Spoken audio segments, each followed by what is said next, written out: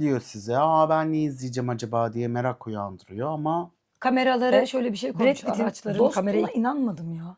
ya karakterler hakkında hiçbir şey öğrenmiyoruz ki zaten. Karakterler açılmıyor. Çok Yok. canımız ciğerimiz manipülatörümüz ya. Evet. İyi. Ama Hatırlıyor bu musun genç Formula 1'de İstanbul'da Kurtköy'de açıldığı Evet. zaman pist zaten bir kere geldiler galiba. Abi Bir kere mi iki şeyler kere mi ne yapma, benim geldiler? sinirimi bozma diyor. Bak diyor.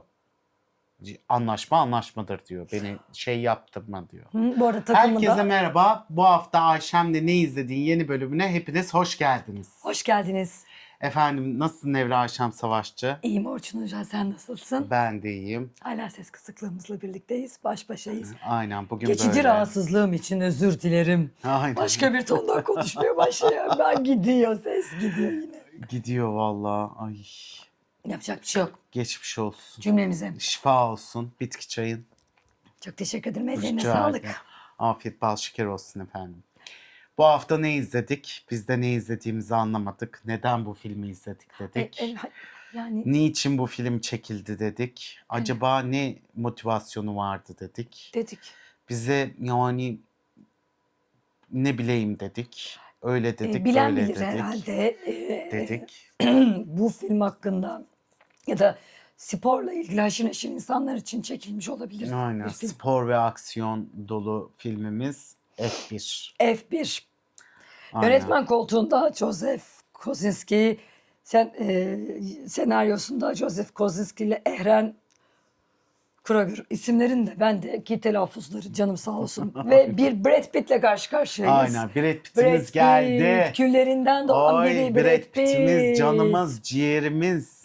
Bizim bir tanemiz geldi ya. Bir tanemiz. O nasıl bir Brad Pitt yahu. Manipülatör Oo. ustası. Oo. Yani tabii Oy, öyle derler. Öyle. Evet, Brad Pitt çok ünlü bir F1 pilotu. Kankası var. Kankası Javier Bardem. Bunlar vakti zamanında kaza geçirmişler. Javier Bardem F1'in içinde kalmaya devam etmiş hikayesine. Brad Pitt de kendini Nadas'a bırakmış. Batmış, iflas Çıkmaz etmiş. Kumar bağımlısı. Böyle underground yarışlara katılıyor kendisi. Böyle F3, F2 yani yarışlarına katılıyor. artık 24 bilmiyorum saat o kadar. süren Rallici mallici gibi bir şey olmuş. Ondan sonra böyle yarış bir bazlı çalışan, Aynen. freelance çalışan bir F1 pilotuna dönüşmüş. freelance hakikaten Alıyor, doğru parasını terim. veriyor Aynen. ve sonra gidiyor. Ve filmimiz nasıl açılıyor? Brad Pitt'in kaza yaptığını öğreniyoruz filmin gerisinde. Oradaki arabanın önünü görüyoruz kamera. Bir de dalga sesleri, kuş, doğa, insanın doğaya karşı geldiği güç. Aynen. Ben dedim ki ilk açılımda oluyor. Doğa, hız, doğanın dinginliği, dalgaların vurulması, kumsal, Ve o rüzgara karşı direnen arabalar. arabalar. Sonra tak tak hazır mısın? Yarış başlıyor diye Brad Pitt'i yaşamış olduğu karavandan çağırıyor. Brad Pitt de büyük bir kulluğuyla kalkıyor. Kulaklıkla buz gibi suyla elini yüzünü yıkıyor. Tabii buzu suya buz koyuyor, kafasını daldırıyor ona. Diyor ki Allah'ım ben buradayım diyor. Günaydın, uyandım. Canım Günaydın benim, canım kendim. Günaydın canım, diyor. Merhaba diyor, kendini alkışlıyor. Koyuyor bir öpücük koyuyor yanaklarına. bir rock grubunun Led Zeppelin'in parçasını dinleyerek Brad Pitt'in hazırlanıp oradaki Çıkışına. F1'e gittiğini görüyor. Bir öğreniyor orada o diyor işte Bizim eskilerden. ekip arkadaşı yarışta geriye düşmüş. Diyor beceremedi. Diyor orası öyle de. Bıdır bıdır bahane tamam diyor ben hallederim diyor. Giyiniyor. Bu arada giyinirken de kumar bağımlısı olduğu için yanında sürekli bir deste. Aynen. Atıyor kartları kenara, alıyor bir tane kartı cebine koyuyor ve yarış Uğur kartı kartı gibi. oluyor ve yarışta tamamen bir kontrolsüz güç değildir diye bir kontrolsüz sürüş teknikleriyle birlikte oradaki yarışta 7. sıraya kadar taşıyor Aynen. takımı ve tamam diyor. Ne olur bırakma olmaz diyor. Ben hep bir yarış için anlaşırım. Aynen. Ben uğraşamam öyle kadrolu eleman gibi git gel diyor. Ve bir laundry kuru temizleme kendi kıyafetlerini Aynen. yıkadıkları bir çamaşırhanede çamaşırlarının bitmesini müzik dinleyerek beklerken birden karşısına geliyor ki Javier Bardem kankası. Dostum diyor sen hayırdır diyor ne yapıyorsun burada diyor. Sen hey koskoca diyor şeydin diyor yarışçıydın diyor. Sen buralara mı düşecek adamdın diyor. Vay benim canım diyor kurban olurum diyor. Sana diyor çok güzel bir teklifle geldim diyor. Böyle böyle bir takım kuruyorum diyor. Benim bir tane şoföre ihtiyacım var diyor. Şoför demem. Şoför. Pilota ihtiyacım var diyor. Bu pilotluğu da sen yaparsan bir tek sen yaparsın diyor. İşte Tamam mı diyor. İşte yaklaşık 12 tane yarış var. Birinde bir şampiyon olsan yeter. Aynen. Yoksa bizi batır, bizim sponsor olanlar teker teker çıkacak. Çok büyük bir borcum var diyor. 350 milyon Gibi bir rakam. borcun olduğunu söylüyor. Ben diyor yarışmıyorum diyor. F1 diyor hiç işim olmaz diyor. Merak etme diyor. Bir kere şampiyon olsan yeter. Bu arada asla şampiyon olmamış. Ama eskiler biliyor. Aynen. Brad Pitt'in canlandırdığı Sony. Sony karakterini biliyorlar. Sunny mi? Sony mi? Brad Pitt. Aynen. Biz Brad Pitt. Brad Pitt'imiz canımız ciğerimiz. Sonra yanımda manipülatörümüz. Evet. tek miyim diyor. Yok diyor yanında diyor bir tane çaylak vardı. Onu da yetiştirirsin diyor, öğretirsin diyor. Ama çaylak da ne çaylak. Çaylak hate be. Oo, geceleri akıyor. Pozlar veriyor, imzalar, Sürekli Instagram'dan, sırıtıyor sosyal medya. Instagram. Ona sponsorluklar. Orada Kuzeyinde bıdır bıdır menajeri. gibi tamamen bir yeni nesil F1 pilotu. Aynen. Biz ötekisi de ne? 90'lardan kalma. Aynı Brad Pitt'imiz. oyunculuğu da öyle. 90'lardan kalma Brad Gibi Pitt'imiz. oynamış. Aynen. Kaç ay şoförlük dersi almış. Tabii güzel oynuyor bu Grand arada. Prix'te Öyle öğrenmiş, oynamıyor etmişler. yani. O Karakteri adamın- öyle 90'lardan Aynen. kalma. Tabii Öyle. karakteri. Ben onu ima ettim. Karakterini ima ettin. Brad Öyle. Pitt'i ima etmedim canım. Brad Yok. Pitt canımız ciğerimiz manipülatörümüz yani. Evet. İyidir. Bu genç pilotun ismi de Joshua. Joshua önce mevzuyu anlayamıyor. Hep arabada sıkıntı var. Bir tane o kadar parada öyle bir arabaları var. Arabalarda 10 milyon dolar arabanın değeri bu arada. Ama mühendisler de geliştirmek için hep tabii pilota sordukları için hani ne eksik kalıyor, ne şey yapıyor, neresini düzeltmemiz lazım diye virajları nasıl oluyor? feedback almaya çalışıyorlar. Ama Joshua o kadar tecrübesiz ve o kadar deneyimsiz ki bunlara karşılık veremiyor. Arabanın tekeri diyor, başka bir şey diyor ama Nokta atışı rüzgarlarla yapamıyor. evet. Yani tam böyle spesifik bir şeyler söyleyemiyor. Sonra bir anda basın açıklaması olunuyor. İşte ikinci pilotun artık Brad Pitt olacağına dair bütün herkes yıkılıyor. Nasıl bu eski adam mı gelecek bilmem ne falan ha yaşlı bilmem ne falan diye Tabii adamla adamın geçmişte zorbalıyorlar kurcalanıyor. adama. Kaza Aynen. yaptın, kumarda kaybettin, işte aileler Beş boşandın, parasızsın, öylesin, bilmem böylesin nesin. falan Hayırdır? diyor. Sen Diyor. niye geri geldin ustad diyorlar buna. Brad Pitt'e cevap vermiyor. Brad Pitt çok Evet. cool bir şekilde Evet diyor, duruyor. gidiyor. Bu arada o basın açıklamasında Joshua'nın da Brad Pitt'e bir tane yaşlılık ima ettiği bir laf sokma, bir atışması var. Annesi diyor ki git özür dile, git özür dile, git özür dile. Annesi Aynen. gidiyor ona özür diletiyor. Bu arada Brad Pitt arabaların yeni tasarım arabalarla ilgili deneyimsiz. Yeni bir kumandası olması, direksiyonunla ilgili vesaireleri bilmiyor. Ve arabayı sürmeyi öğrenirken genç olan pilotun yapmış olduğu işte birinci viraj, ikinci viraj turlardaki hep geride kalıyor. Evet. Hep salisi olarak geride kalıyor ve arabayı parçalıyor Parçalıyor arabayı. yaparken. Sonra buna eyvah biz ne yapacağız, ne edeceğiz Test derken sürüşündeler. test sürüşünde arabayı öğrenirken Javier sürekli halledecek Size peşinde merak dolaşıyor. etmeyin bilmem ne falan. Ruben diyor amcamız. kendisine. Sonra böyle bir kadını görüyor, gözüne kestiriyor. Kadın ne alaka diyor. Kadın Kadının mühendis. gözüne kestiriyor. Gerçekten Yani, kestiriyor. Yani böyle Yani- hani kesiyor, Mihrap beğeniyor yıkılmış hemen ama. mühendis mi diyor, aman diyor neyle uğraşıyor diyor, bekar mı diyor falan filan. Javier'imiz, Bademimiz diyor ki Uzak dur. uzak dur ondan. Sakın diyor senin bacağını kırarım diyor. Takım içinde böyle abidik gubidik şeyler yapma, benim sinirimi bozma diyor. Bak diyor. Anlaşma anlaşmadır diyor. Beni şey yaptırma diyor. Bu arada takımı da Javier Bardem'in kurduğu takımda işte bu kadın normalde uçaklarla ilgili çalışıyor. Kadının çalışmalarını beğenip F1'deki ekibine katıyor. Kadının da kocasından ayrılma sebebi bu oluyor. Kadının hep her defasında daha hızlı gidebilen bir şeyler bulmaya çalışıyor. Kadın da motivasyonu bu, hevesi bu, hayali bu. Bunu da Brad Pitt'e söylüyor diyaloglarında. Sonra bunların kaptanları var oradaki. İşte kaptan bir adam ben ne dersem o olur. Şuradaki virajı nasıl gideceksin? Ne zaman pit stop yapacaksın? Lastikler ne zaman değişecek? Bakım ne zaman değişecek? Onlarla ilgili herkesin bir görevi var. Ama Brad Pitt burada biraz da özgür, asi, bıdır bıdır olduğu için böyle bir zihni sinir. Ondan şunu yapalım, bundan bunu yapalım. Sen de siz teknik olarak bilebilirsiniz ama teori ve sizde pratik bende diyor. Genç oyuncumuz da tamamen teoriye tutulmuş vaziyette. Paralarını katlamak durumunda, başka bir yere gitmek, işte ev almak, onun bir menajeri var. Geceleri kızları akalım, şunları yapalım. Kıyafet sponsorlukları onun için önemli. Tamamen bir genç motivasyonuyla birlikte bu spora tutunuyor. Javier Bardem bu kulübü kapatmamak ve devam etmesi için de yapıyor. Brad Pitt'in de ne yaptığı belli değil. Aynen. Belli değil. Arkadaşı için, hatta bu arkadaşın teklifini kabul edip etmemek durumunda bir tane barmene soruyor içtiğinde. Benim bir arkadaşım gelmişti paradan dolayı. Benle tekrar ortak olmak istiyor. Ne yaparsın diyor. İşte para önemli mi senin için, değil. O zaman ne bekliyorsun diyor. Ondan aldığı motivasyonla, bacımdan aldığı motivasyonla kabul edebilirim deyip öyle de ekibe dahil oluyor. Aynen. Sonra ilk yarışlarda orası savaş alanıdır. Orada her şeyi yapabiliriz. Her şey mübahtır. Etik noktası yoktur. Kurallarına uygun şeyleri yaparım diyor. Ama her yarışta da cezaları alıyor. Aynen. Ceza aldıkça da yarışa çık. Bu arada ben ilk defa F1 yarışı izleyen bir insanım. Ya da izlediysem de bu kadar hakim değildim. Eğer bir önceki yarışmada ceza alırsan geri başlıyorsun. Aynen.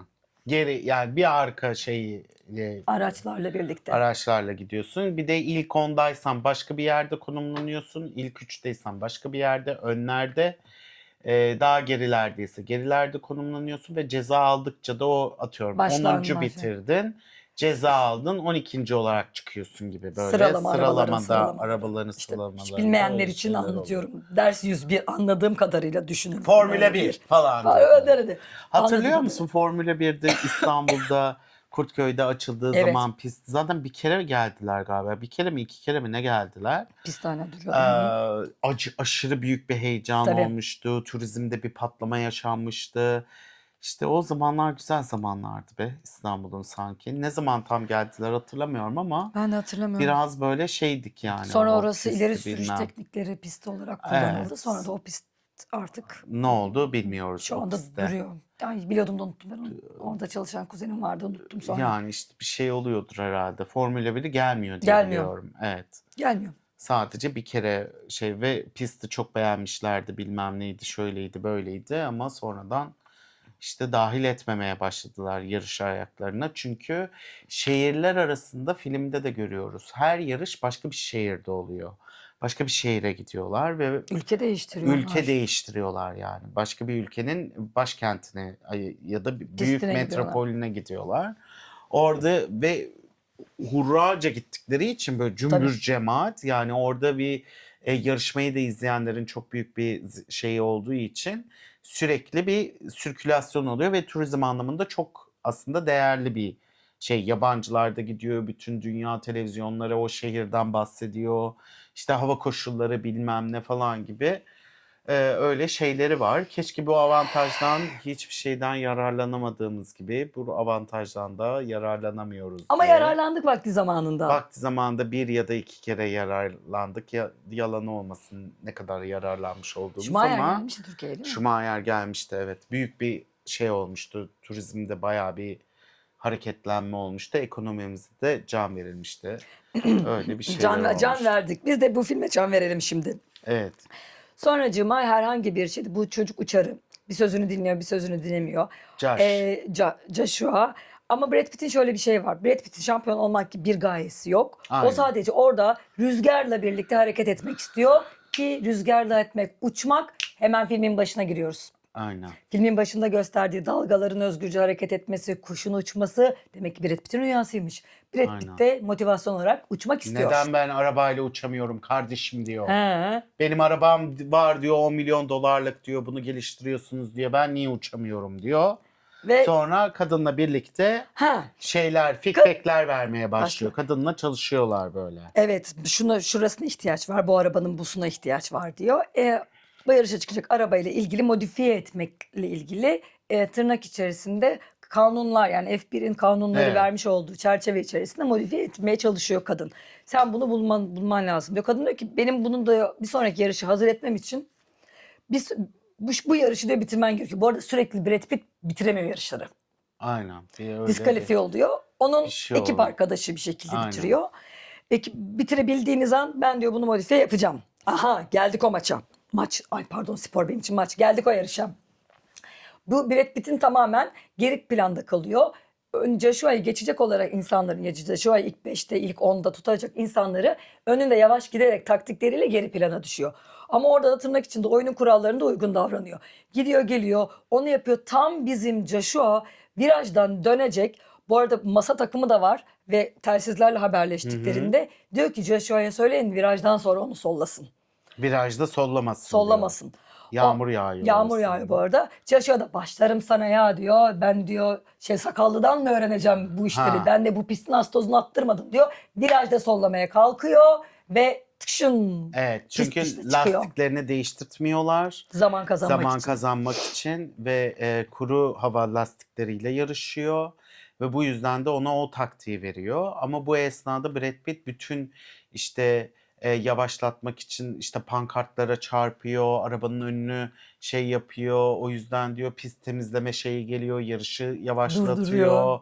yavaşlatıyor böyle. Onları temizlerken sonra yani hızlarını kesiyor. Çünkü Ve adam o sayede ilk ona girmiş oluyor şey varmış, aslında. lastik sıcak mevzusu varmış. Brad Pitt kaza yapıp ondan sonra gelenler yavaşladığı için öndekilerin lastik sıcaklıklarında olmuyor. Arkadakilerin lastikleri soğuyor. Ve Evet. böylece Brad Pitt oyundan çıkmış olsa da kaza yapıp onlar lastikler tekrar hızlanana kadar Hı hı. vakit kaybediyor ve onların bu şekilde performanslarını taktik Sürekli bam taktik bam. yapıyor. Yani bu da artık işte var olan tecrübeden dolayı takım işi yapmaya Hı hı. çalışıyorlar ve aslında ilk şeyiyle kaza olmadan önce birkaç kere ilk onda falan bitiriyorlar ve bunlar Bitiriyorlar. için bu takım için büyük bir sıçrama oluyor ve Formula 1'de bütün herkes gözlerini takıma şey Dönüyor yapıyor. tekrar. En sonunda Josh'ın artık o asiliği, çok bilmişliği, ukalalığı yüzünden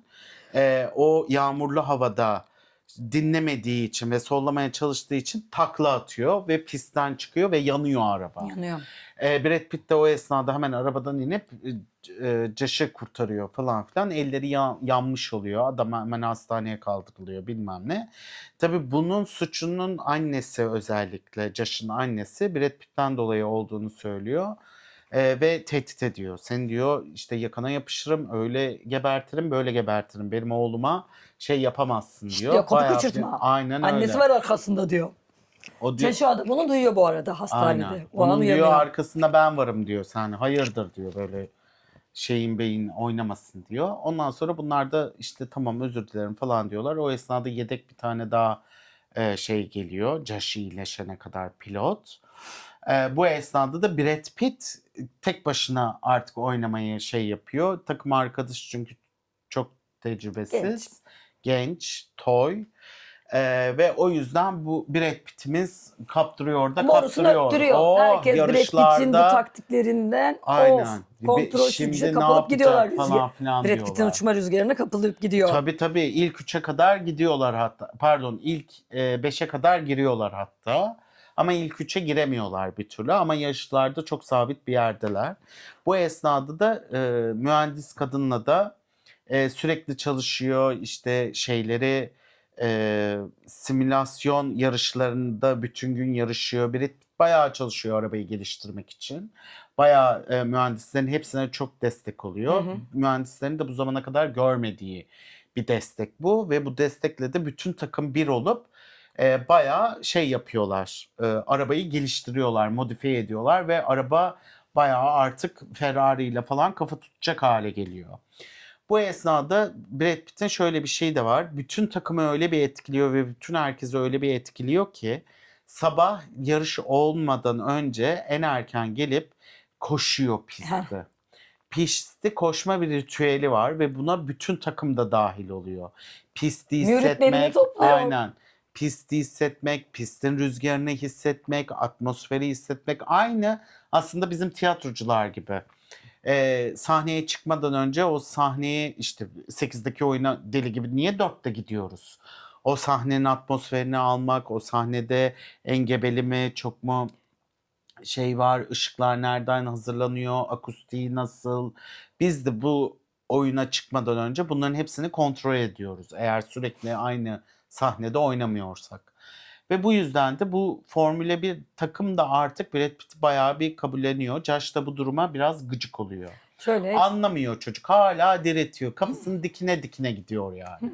işte Josh, o işte genç pilotumuz hastanede tedavi görürken Brad Pitt tamamen toprakla temas ettiği için, herhangi bir teknolojiyle hazırlanmadığı için koşması öyle.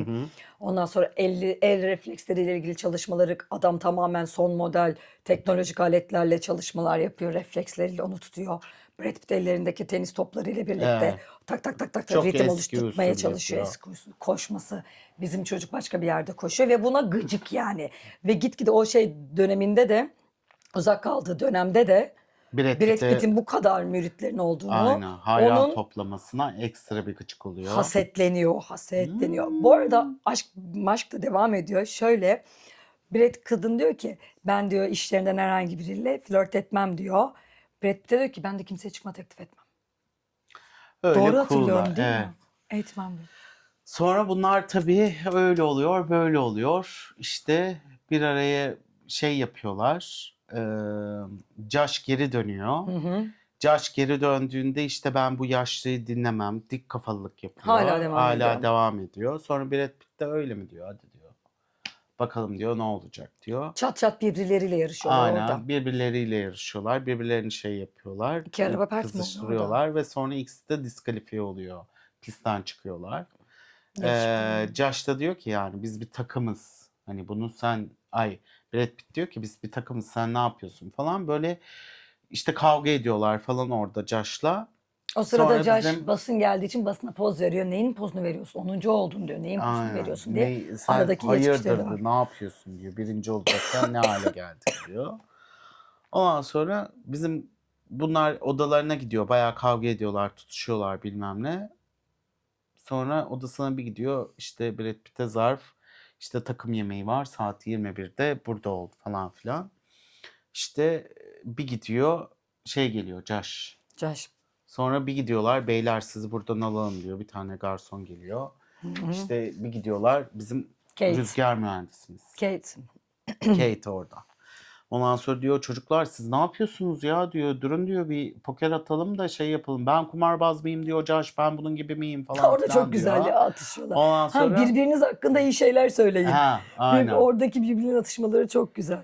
Birbirleriyle atışıyorlar bilmem ne. Sonra şey yapıyorlar. Oyun oynuyorlar. Poker oynuyorlar. Sonra işte bunu kazanan işte diğerinin söylediğini yapar gibi bir şey söylüyorlar. Ertesi gün yarışa birinci çıkmak ve ikinci çıkmak diye bir şey var herhalde. Ertesi bu pokeri kim kazanırsa son eli, yarın ilk o çıkacak. Birinci araçta o, Aynen. ikinci araçta olacak. Çocuk diyor ki ben olursam ben olurum. Ve de diyor ki, kadın da diyor ki ben kazanırsam benim ne dersem o olacak diyor. Aynen. Ve Bunlar oynuyorlar. O birbirlerine laf soka soka. soka. Vura vura oynuyorlar. Çok Yani tatlıydı kafalarına vura vura oynuyorlar. böyle. gerçekten Aşırı- çocukları Aynen. anacım benim Aynen. birleştirdim. Yani işte kadın gene topluyor abi. Yani inanılmaz. Burada da efektini görüyoruz. Bizim gene beynimizin kısmet. Ondan sonra neyse en son diyor ki işte diyor hepsini koyuyor. İşte kartını açıyor falan. Brad Pitt de tamam diyor pas diyor. Çocuk kazanıyor. Çocuğun menajeri geliyor. Kızlarla gitti bilmem ne yapacağız falan filan. Şişmana da aşırı uyuz oldu. Evet ya. Yani o menajerin Akrabasından Allah menajer yapmış. kahretmesin. Abi Aynen öyle. akrabadan Ne menajer gerek yapmış. var ya. Teyze. Aynen teyze Diyor çocuğun kuzen annesine. diye takıldı yani bütün film boyunca.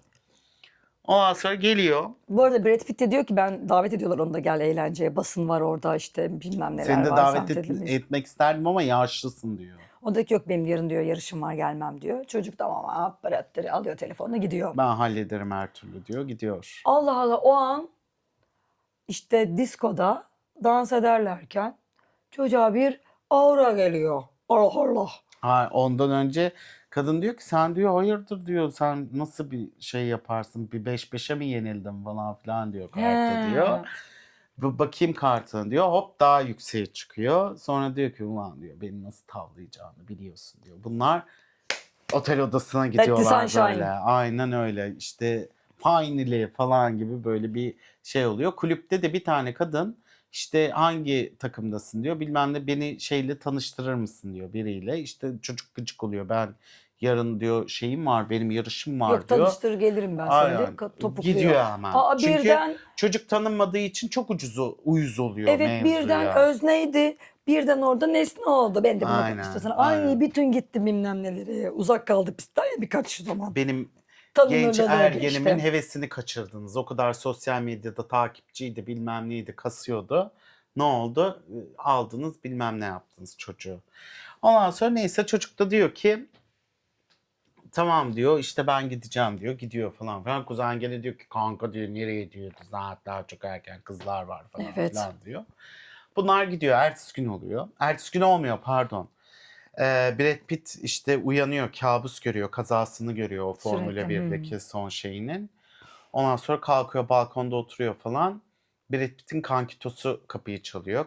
Kadının odasındalar bu Aha. arada. Kadın açıyor kapıyı, işte diyor şey burada mı diyor, çocuk burada mı diyor. Aa ne münasebet, ne demek istiyorsun, ben işte etik kuralları olan biriyim.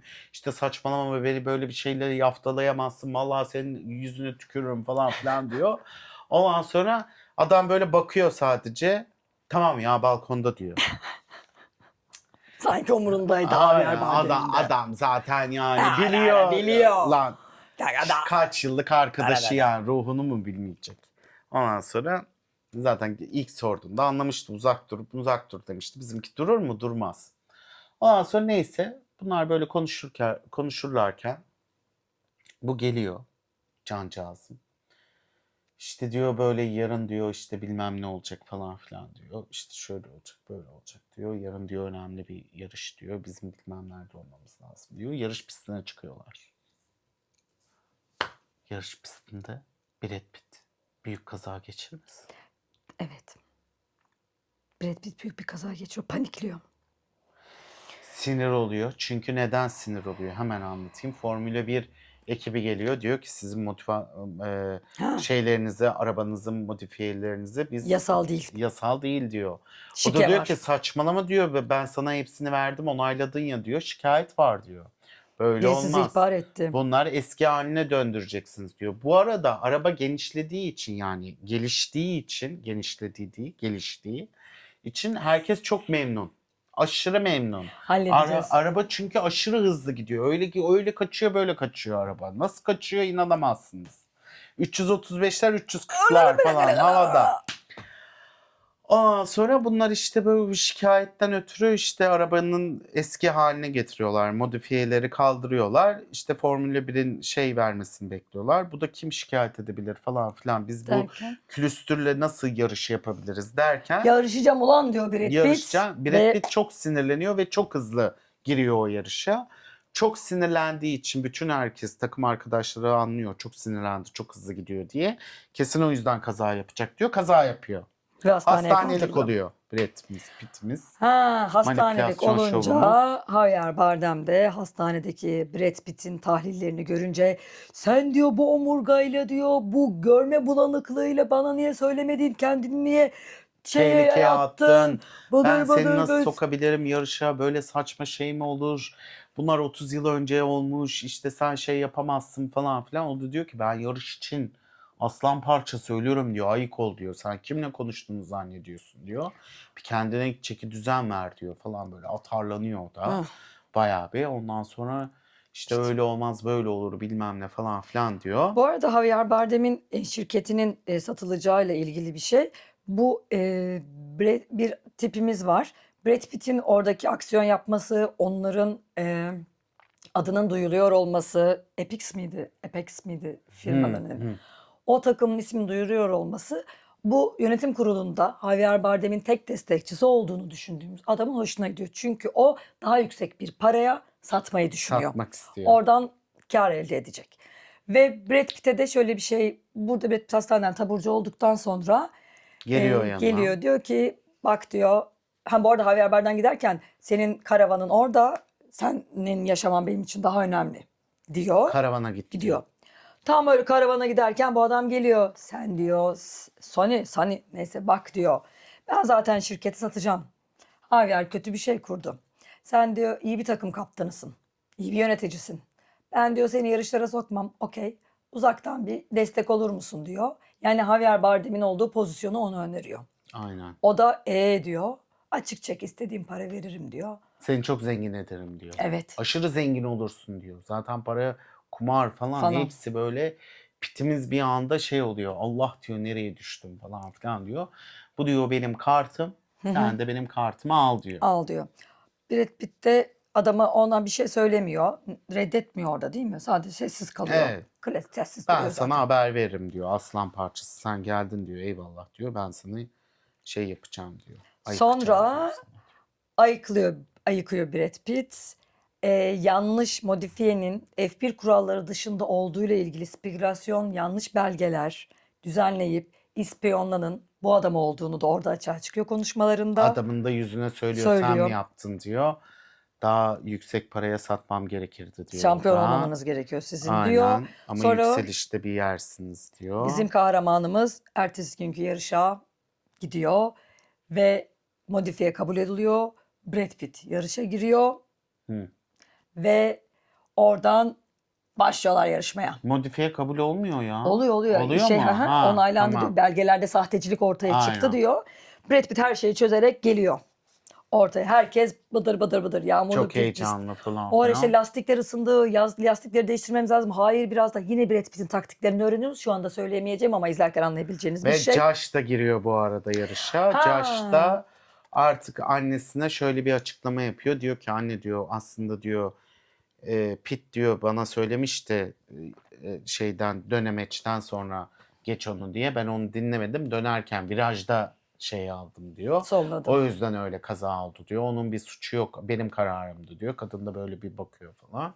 Sonra menajer diyor ki basın gelecek falan. Basın yok diyor. Benim yarışa odaklanmam lazım diyor. Birden Ama karakter diyor bah teyze dönüşümü. diyor ne olacak bu basın şey diyor. O da diyor ki çocuk bir şey söyledi artık orada devam et diyor. Tamam diyor o da falan. Josh değiniyor. Josh da Pitt'e diyor ki biz bir takımız bunu halledeceğiz diyor. O da ona diyor ki birinci olacaksın diyor. Seni Bu birinci maçı yapacağım diyor. kazanacaksın diyor. Biz bunu halledeceğiz diyor falan filan. Yarış başlıyor. Kıyasıya bir yarış başlıyor. İşte öyle O ona oluyor. bunu söylüyor, bu buna söylüyor, bunu söylüyor. İkisiz finale kalıyor. Final değil yani en son şeye 2 araç kalıyor. Önlerinde bir tane Lamborghini miydi o? Neyse bir araç var. Ferrari galiba. Ferrari. Onu böyle nasıl solluyor işte taktiklerle birlikte oraya dönüyor vesaireye. Yakın işte rüzgarını kestin. Benim arkamdan hızlan. Şu anda gaza basma. Pitini sonra ver. Bıdır bıdır konuşurlarken Joshua Brad Pitt'ten öğrendiği taktiği kullanıyor ve adamı ekarte ediyor. İkisi aynı anda çıkıyorlar ve Joshua bir yerden sonra yavaşlayıp Brad Pitt'in Birinci olmasına izin sağlıyor. veriyor. Bu arada Brad Pitt'in lastiği bitiyor. Mümkün değil yani Brad Pitt'in oradan arkadaki adamın gelmesi lazım. Joshua arkadaki adamın kesiyor ve onun rüzgarını açıyor ve Brad Pitt şampiyon oluyor. Pistten çıkartıyor kendini. Brad Pitt şampiyon oluyor. Şampiyon kutlamaları bilmem Ya ne. bıdır bıdır fıtır En fıtır büyük fıtır fıtır fıtır hayalini fıtır şey yapıyor gerçekleşiyor. falan filan. Javier Bardem'le birlikte kutluyorlar. Ona verin Aynen. diyor kupayı diyor. Kupayı Herkes diyor. kupayı öpüyor, ediyor bilmem ne. O ara bu firmanın arkasından iş çeviren ve daha yüksek paraya satmak isteyen adam yukarıda izliyor. Sonra Locada. locada kız geliyor diyor ki ne oldu diyor. Ama Yönetim giderken kurulunda avlandın mı? kalırsan diyor sana diyor bir şans daha veririz yakışıklı diyor. Gidiyor. O oradan onu ekarte etmiş oluyor. Ötekisine ekarte et. Herkes sevinç çığlıkları habele böyle derken bizim Brad Pitt'imiz alıyor montunu Gidiyor. gidiyor. Ben artık giderim diyor bacım diyor. Kadına da diyor ki vedalaşırlarken bir yerde kadınla Sonra vedalaşıyor. görüşürüz. Sonra görüşürüz. Görüşürüz. Görüşürüz.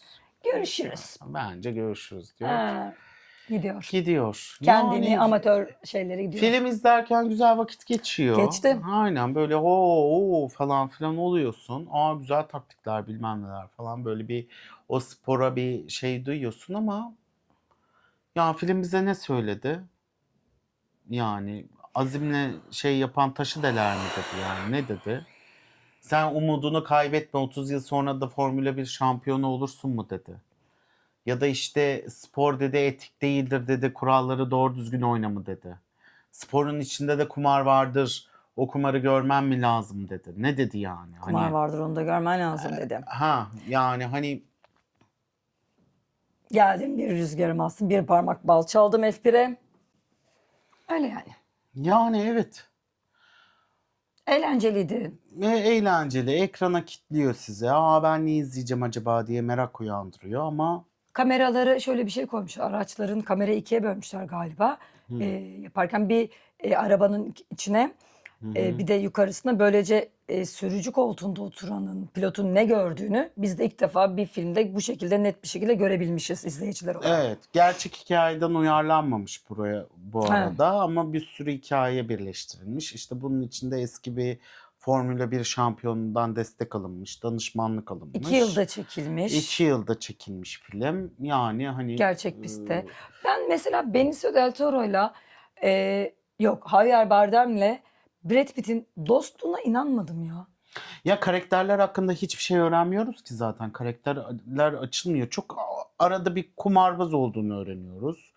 İşte ne bileyim eskiden işte ölümcül bir kaza yaptığını öğreniyoruz. Birinci olacakken olamayacağını öğreniyoruz. Ses mühendisi hakkında işte bu işe geçtiği için kocasının boşandığını öğreniyoruz. Ha, makine mühendisi. Aha. mühendis. İşte Kadın. rüzgar mühendisi olan, Rüzgar ses mühendisi. mühendisi dedim değil mi? Rüzgar Rüzgar mühendisi. mühendisi. Bir onu öğreniyoruz. Javier Bardem hiç, onu da eskiden Brad Pitt'le arkadaş olduğunu öğreniyoruz. Hani o Formula 1'de kalmaya devam ettiğini öğreniyoruz. Josh hakkında hiçbir bilgimiz yok. Evet. Yani- Yeni ünlenmeye başlayan biri. Hani yeni ünlenmeye başlayan biri oraya ne vermiş de karar vermiş falan, hiç o poker masasında da birbirleri hakkında öğrendiğimiz hiçbir şey yok. Tek bildiği menajerinin bile ailesinden seçtiği, Yani ailesinin karakterlerin yaptığı. hiçbir derinliği yok. Ya yani- o temsil olarak genç adam orada. Ya sadece sporun Ünlenmeye çalışan, bunun üzerinden popüler olmak, görünür olmaya çalışan biri. Motivasyonu bu kadar yüksek bir motivasyonu olan birinin birden takımla tak dedi yani. Çok çabuk geçmedi mi o? ya tabii canım, karakterlerin tam neye hizmet ettiğini ya da ne olarak açıldığını öğrenemiyoruz ki filmden. Her Yani toplantıda o kadar F1 insanları var. Kaç yıldır uzak kalmış F1'den Hı. o kazadan sonra. Brad Pitt'in canlandırdığı karakter. O ne derse okey. Bir süre sonra o ne derse okey. Hani takımda ekipti? Yani evet, onu biraz da lead olarak görüyorlar ve onun söyleminde gidiyorlar. Ne bileyim, basında işte biriyle iddiaya giriyor bir adamla. İşte son yarışta ona $10.000 veriyor iddia olduğu gibi. Adam çok seviniyor ama neden, onun geçmişleriyle ilgili başka bir şey de var belli ki. Birbirlerini iyi tanıyorlar ama hani bir sürü soru işareti var filmde. Geçmişi karanlık olarak Yani- karanlıkta bırakmışlar Brad Pitt'in canlandıran karakterin geçmişini Evet, karanlıkta asıl o bırakmışlar. da o kadar çok spor, hani Formula 1 olarak koymuşlar ki o karakterlerin etrafında hiçbir alan açılmamış. Yani İhtiyaçları da yok. Biz külüstür oradan bir arabayla nasıl başlarım, sonra o külüstürü nasıl geliştiririm, bir pilot neler yapmalıdır, bir pilot kuralına göre nasıl oynamalıdır, bu kadar. F1'i öğreniyorsun ama bak ben hiç bilmeyen bir insan olarak. Yani Formula İşte 1'i pit stop. O kadar dakikada gelişmek gerekiyormuş. İşte değiştirilmesi gerekiyormuş. ısındı, Bıt bıtısı ısınmadı, varmış. kuru lastik, ıslak Lastik. lastik, işte Virajı patladı, alma. patlamadı. İşte pistin temizleme süresi, yavaşlar yarış, işte bilmem ne olur. İşte araba pistten çıktığı zaman eğer tekrar piste girebiliyorsa yarışta kalır. Eğer giremiyorsa yarış dışı olur. İşte yani böyle her takımın 2 arabası vardır. Biri mutlaka yarışta kalmalıdır bitirebilmesi için falan filan. Böyle bir sürü böyle bir şey öğreniyoruz ama karakterler, mesela atıyorum işte Formula 1, işte o takımı takmam diyor, onlar kim ki diyor falan, hani o aralardaki rekabetin o şeyliği yok. Hani kimsenin onu görmemezliği yok. Yani böyle hani yani Kendi içlerine kapanıklar ya, dışarıya ilgilenmiyorlar. Brad Pitt'in karakteri de öyle. Kendiyle Evet, sıkıntısı, evet, tabii ki kendiyle de. ilgili baş etmeye Tabii. çalışıyor. Bunu baz alıp onu da orada atıyorum A takımı ne yaptı, B takımı ne yaptı orada onu yaptı. Onların kendi gıybeti dedikodularıyla ilgilenmiyorlar. Zaten ilgilenen bir tip var. Onu da kötü olarak lanse etmişler. Hı hı. Ondan sonra işte genç çocuk başta lastiği yanlış değiştiren ya da bilmem kaç salisede eksik değiştiren tekerleğin altında onu hava basıncını ya verdiği aleti unuttuktan sonra kızı yapması ukala kalbini kırması. Brad Pitt'in ona babacan davranıp olur böyle şeyler o da genç geçer biz bir takımız deyip ona Ama olması. çok yüzeysel. Bu kadar işte her şey bu. Yani aynı hani düzeylikte. hani karakter dramaturjisini bile hani çok yani göremediğimiz bir Bu şey, kadar gerek de yani yok görmek gibi istediğim bir olmuş şey. zaten. Burada da yani en iyi film olarak hani Evet, adaylıklarını en ben iyi en iyi film film arkadaşlar, en iyi film adayı, kurgu adayı, ses adayı ve görsel efekt adayı. 4 adaylığı var. zaten başka bir şey de yani en iyi film olabilecek hani en iyi kurguyu, en iyi görüntüyü, en iyi sesi anlarım. Hani bir şekilde ama yani en iyi film yani çok garip. Yarış filmleri bilmiyoruz. Ben kendi Yarış adıma. filmleri bilmiyoruz değil. Yani karakterin herhangi bir derinliğini görmüyoruz ki. Hiçbir karakterin görmüyoruz. Yani hiçbir fokusa yok mesela. O Brad Pitt'in babacanlığını hani O ben da takım için yarışırım falan. Josh'ın onu bir anda ne oldu da kabul etti. Yani hani nasıl bir diyalog geçti. İşte çorap geliyor hadi biz yarışalım öyle bir diyor. O ritüeli de var bu arada yarıştırıyor Brad falan. Pitt'in. Yarışa Yani girdiğindeki tulumunu giymeden önce sağ ayağındaki çorapla sol ayağındaki çorap birbirlerinden farklı. Koşarken de farklı ve ekip de birden Brad Pitt gibi giyinmeye başlıyor. Yani bir idol oluyor. yani Gençler evet onu taklit lead eden oluyor oluyor. işte. Evet de yani hani Ama bu kadar yani sporun ya da F1'in eğlence, film eğleniyorsun.